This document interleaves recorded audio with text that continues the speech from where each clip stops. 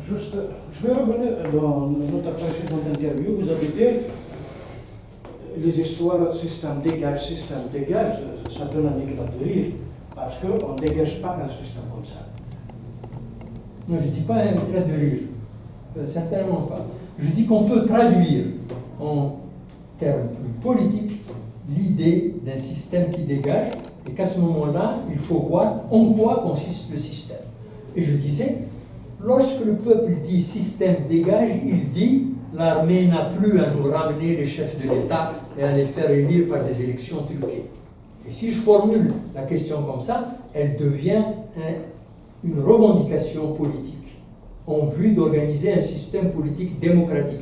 Puisque je dis, l'armée, vous ne me fabriquez pas les chefs, autrement dit, restez dans votre domaine propre, je dis des élections libres pour le déni des représentants. Et je définis ainsi un système politique démocratique, puisque un des premiers aspects du système politique démocratique, c'est l'organisation d'élections libres, contrôlées, bien organisées, précédées de débats aussi longs que possible, de débats démocratiques.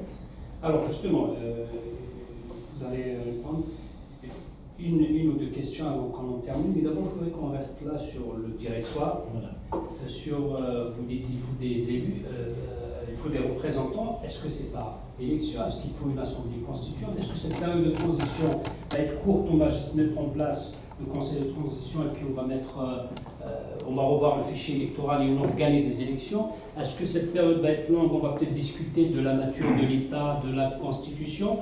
Comment doit s'organiser, comment doit se faire cette période de transition si éventuellement l'armée accepte de négocier, de mettre en place avec le mouvement populaire? Moi, je pense que le fin mot de l'histoire, c'est que le pays est une haute autorité politique, c'est-à-dire un directoire national de transition. Mais je suis d'accord que pour y arriver, il y a des difficultés.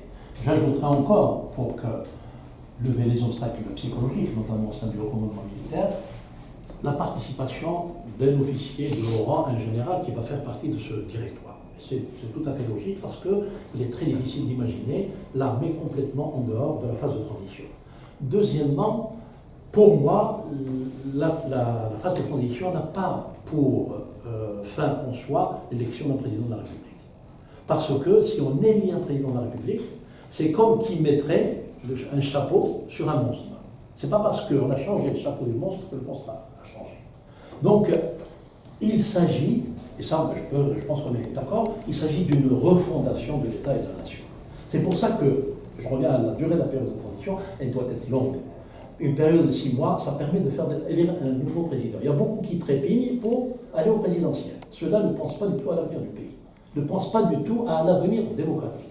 Si on veut que le pays se porte mieux, qu'on évite et qu'on ne revit plus les cauchemars du passé, y compris avec un nouveau président qui sera élu, parce que rien ne peut nous préserver réellement des nouvelles dérives, c'est qu'on fasse une refondation de la nation, c'est-à-dire créer une autre commission de réforme constitutionnelle, on peut l'appeler comme on veut, et élaguer les pouvoirs du président de la République. Encore mieux, là c'est un langage peut-être sur lequel on tombera d'accord, sur lequel en tout cas on se comprendra, c'est d'aller vers un régime parlementaire.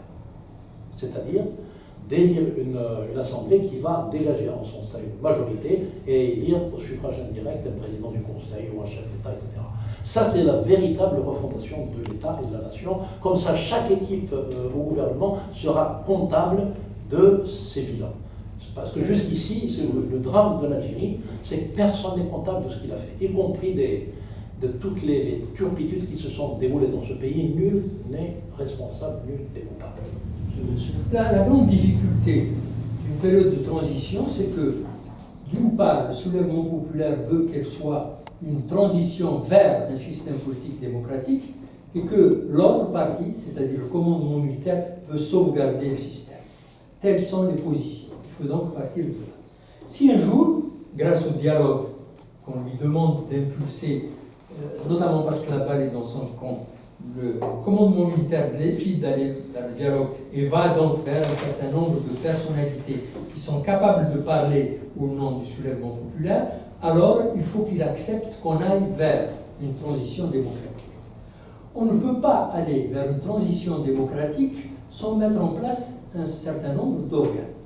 Nous sommes d'accord assez largement aujourd'hui parmi les différentes propositions qui sont faites pour dire qu'il faut créer quelques instances transitoires, qui seraient les instances de la transition démocratique. Sur cela, c'est facile.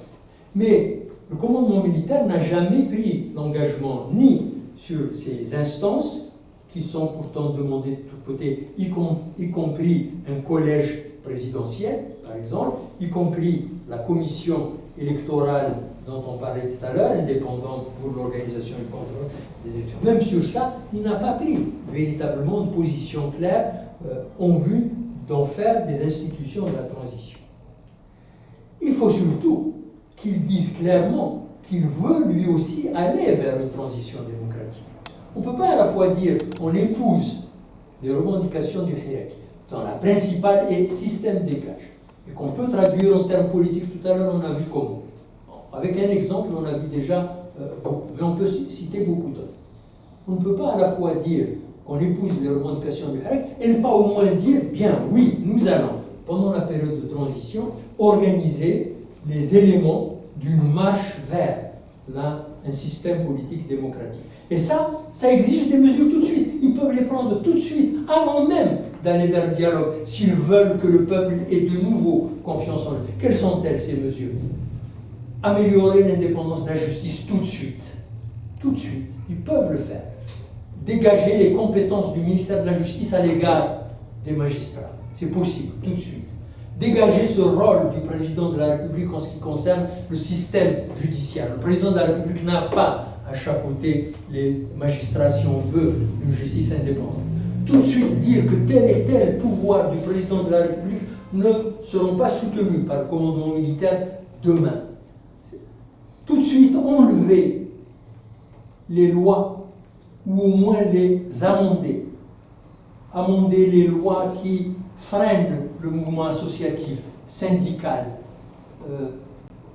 la lutte contre la corruption, au lieu d'organiser des parades en ce qui concerne la lutte contre la corruption, alors même que plusieurs hommes d'affaires ne sont pas touchés. C'est des luttes entre clientèles plus qu'une lutte. Vous en pensez quoi? Voilà toutes les mesures urgentes qui peuvent être prises pour donner confiance.